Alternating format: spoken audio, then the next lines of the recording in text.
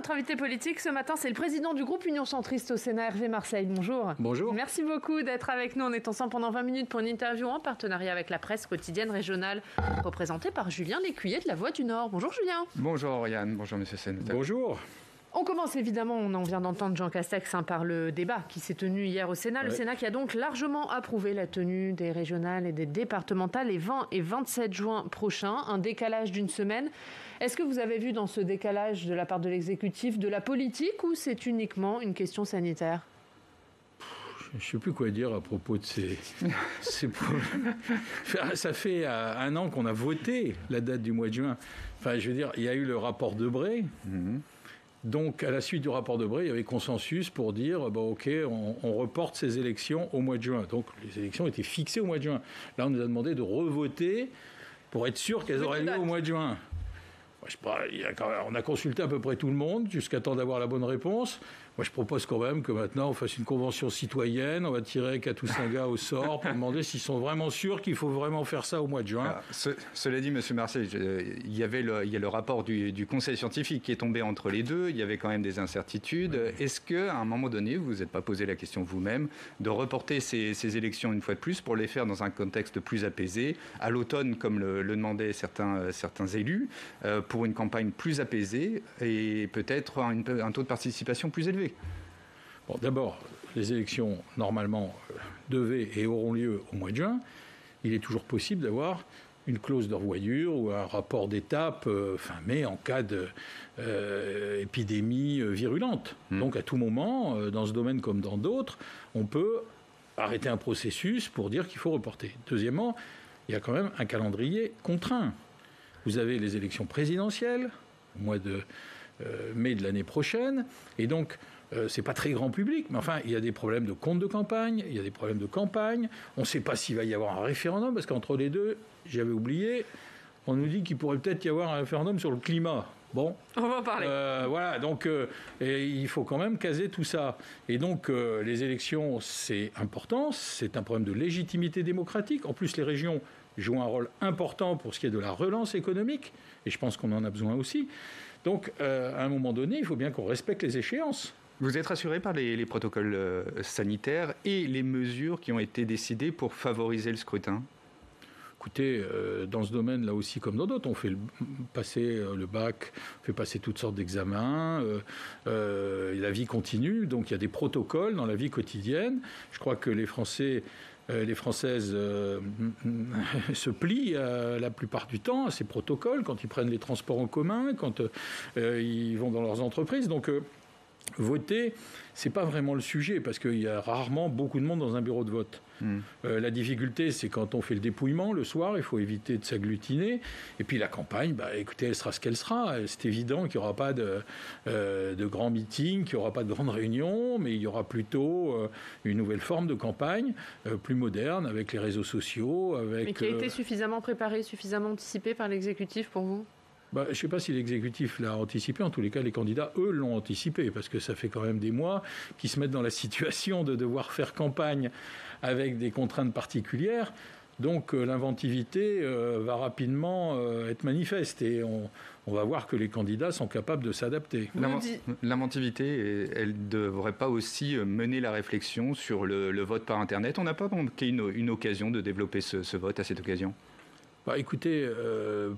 Jusqu'à présent, il faut dire que la plupart des formations politiques dans ce pays étaient plutôt opposées à la mise en place du numérique dans les élections. Chaque année, moi j'ai été rapporteur quand j'étais à la commission des finances de ce dossier, ça fait plusieurs années que le ministère de l'Intérieur dit chaque année la propagande électorale, on va la numériser. Ça permet de gagner en gros 350 millions. Donc, chaque année, vous pouvez regarder, à l'Assemblée et au Sénat, tous les partis politiques, sans exception, s'y opposent, en disant c'est pas le moment, parce qu'il y a des zones blanches, parce qu'il y a des personnes âgées, parce qu'il y a des gens qui manipulent mal tout ça. On y viendra, c'est peut-être l'occasion. Mais c'est vrai qu'il y a une volonté d'aller vers le numérique. On le fait pour un tas de services publics, la sécurité sociale, Pôle emploi, etc. On va y venir. Je pense que ça sera peut-être une opportunité avec cette crise pour qu'on passe davantage au numérique dans la vie publique. Mais pas pour cette élection-là, peut-être pour la présidentielle, on ne sait pas. Bon, c'est trop tôt, on ne peut pas faire ça n'importe comment. On va parler de la campagne en Ile-de-France, Julien. Oui, comment vous sentez la campagne de Valérie Pécresse et accessoirement aussi, est-ce que vous verriez bien Valérie Pécresse mener une campagne aussi pour une élection en 2022 ? Dites-moi. Écoutez, j'en sais rien. Moi, je suis très confiant, en tous les cas, quand je vois les sondages. Vous soutenez Valérie Pécresse ? Comment ? Oui, bien sûr. Bien sûr, nous sommes dans la majorité de Valérie Pécresse. Et nous allons travailler avec elle pour cette campagne. Bon, nous sommes très confiants. Et quand on voit les premiers chiffres, on voit que son bilan est positif, qu'elle a beaucoup travaillé et que, visiblement, les Franciliens le reconnaissent. Donc, une élection n'est jamais gagnée par avance. Il faut être prudent, mais je crois qu'on peut être particulièrement confiant. Vous n'avez pas répondu à la seconde partie de ma question. La suite, on verra bien. On va faire les élections les unes après les autres. Je veux dire, pour l'instant, on est sur les départementales et les régionales. Il y a quelques instants, vous me disiez les conditions de campagne sont particulières. Là comme ailleurs, puisque pour présenter un journal qui est dans les Hauts-de-France, il y a aussi des candidats dans ce coin-là. On va d'abord faire les élections régionales et puis on verra ensuite comment on peut organiser les suivantes. Mais ça peut être une forme de primaire, ces élections régionales, ou pas pour vous ? Pour vous, ce sont deux élections complètement différentes. Ce sont des élections parallèles, puisque les uns sont candidats dans les Hauts-de-France, en Provence, en Rhône-Alpes ou en Ile-de-France. Donc on va déjà commencer par... j'allais dire, transformer l'essai pour les départementales et les régionales, et puis après, on pourra passer au présidentiel. Bon. Et en attendant, il y a la crise sanitaire, toujours, Julien. Oui, crise sanitaire qui nous occupe beaucoup. Le Premier ministre Jean Castex a annoncé mardi la suspension des vols entre le Brésil et la France en raison des inquiétudes liées à un variant émergent considéré comme plus dangereux par les scientifiques. D'autres mesures sont attendues lundi. Est-ce que, là encore, on est très armé pour répondre à ce genre d'inquiétude ? Fallait-il prendre des décisions avant ? Fallait-il obliger, par exemple, les passagers de retour du Brésil au confinement ? On sait que c'est constitutionnellement très compliqué. Qu'est-ce que vous en pensez ? Il y a un tas de choses qui sont juridiquement très compliquées. Mais enfin, on est en état de crise et en état de guerre, pour reprendre une expression du président de la République.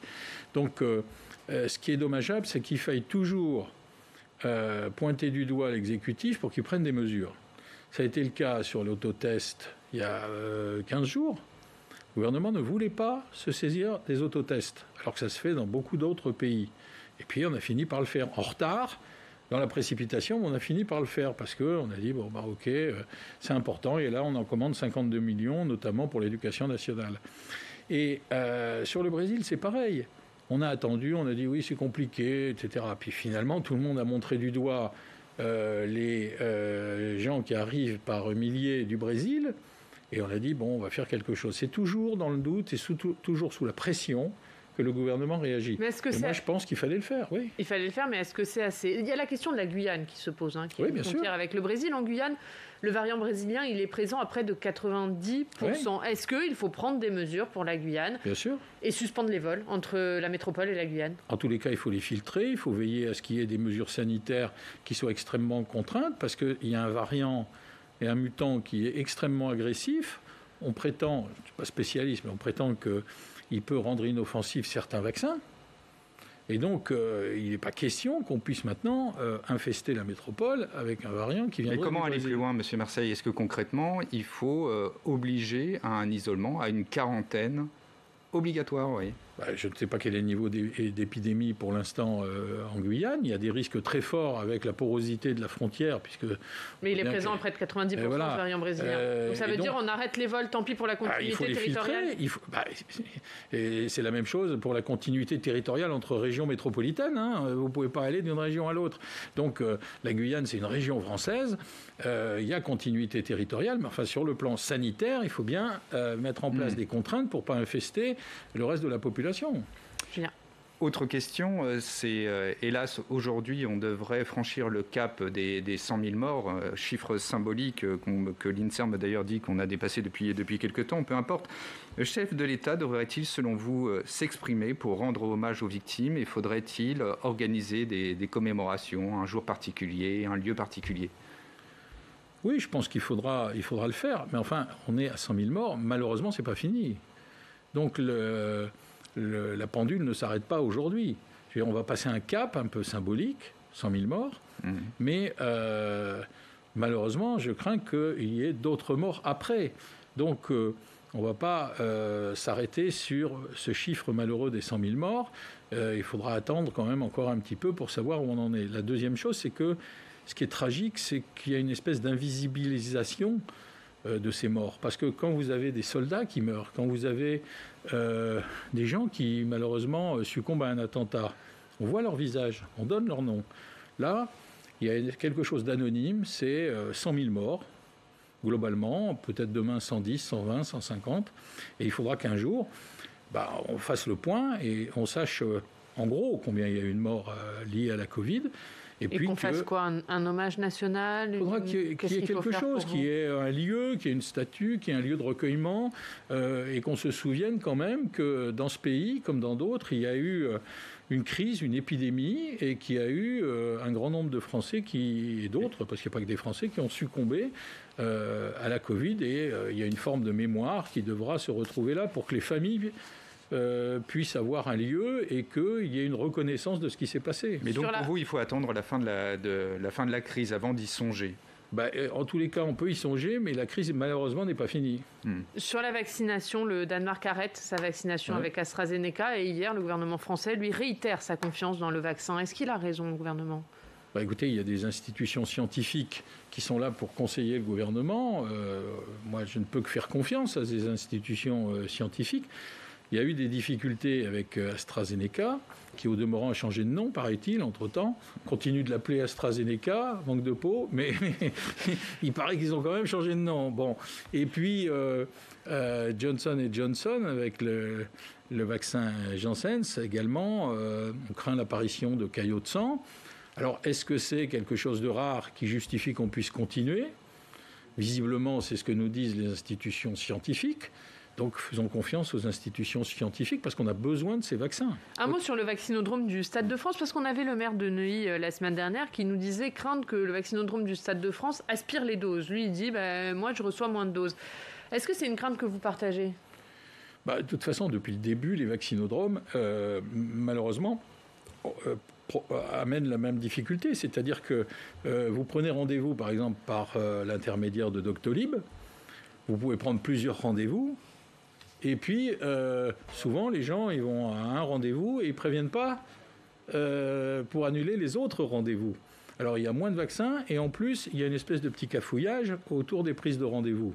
Donc, ça donne lieu à des pertes parce que souvent, ce sont des vaccins qu'on est obligé de jeter à la fin de la journée.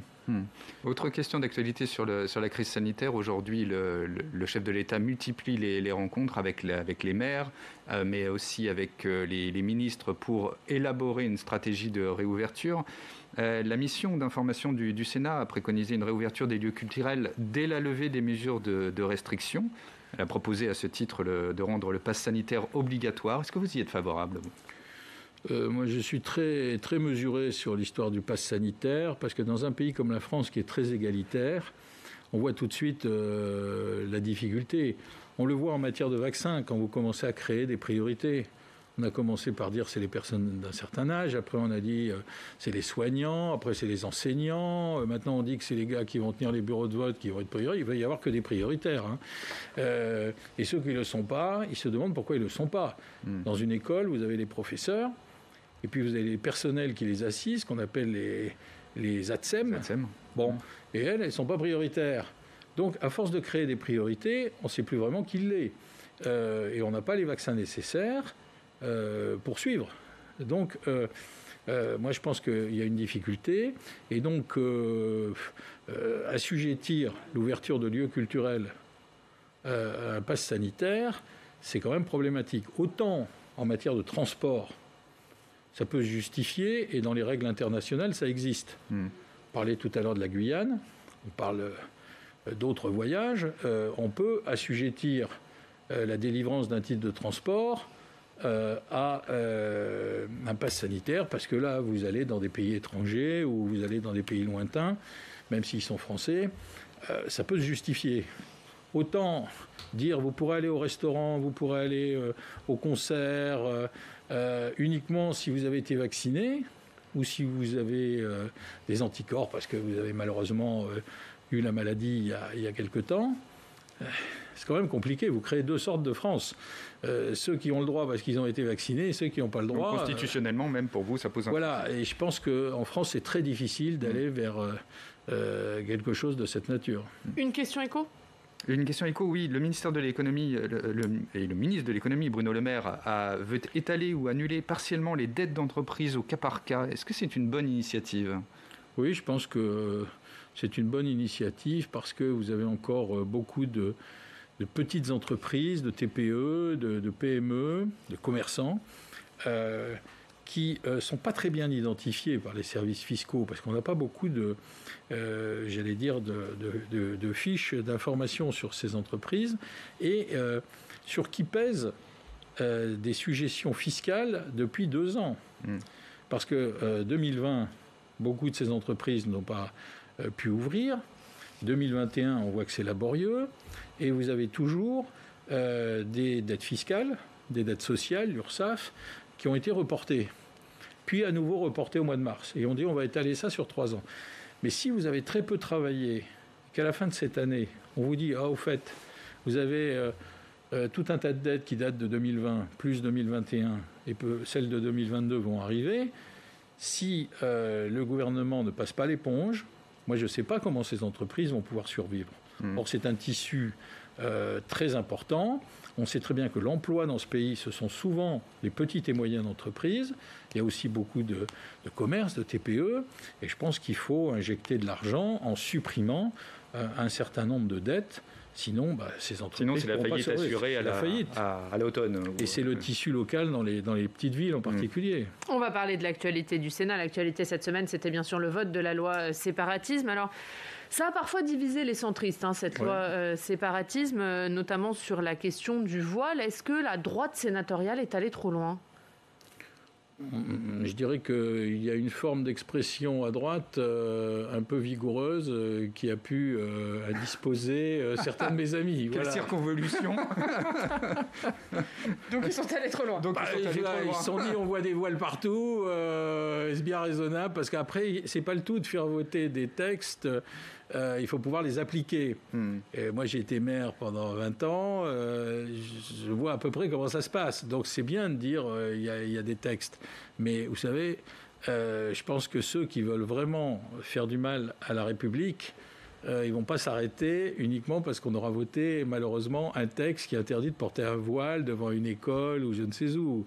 Le burkini. Donc, c'est quoi ? C'est de l'affichage, ces mesures ? C'est pas applicable pour vous ? Il y a un côté symbolique qu'on peut comprendre. Il y a un côté symbolique qu'on veut afficher, montrer une volonté, c'est important. Quelquefois, dans les débats, ça a pu gêner quelques-uns de mes amis qui se demandaient où ils étaient. Donc, mais vous aussi, ça vous a gêné ? J'en ai vu d'autres. Donc, on ne va pas s'arrêter à ça. Mais je veux dire, je comprends l'affichage et je comprends la symbolique, montrer une volonté. Bon, c'est vrai que dans le débat, c'était peut-être pas indispensable parfois. C'est de la politique politicienne pour vous ?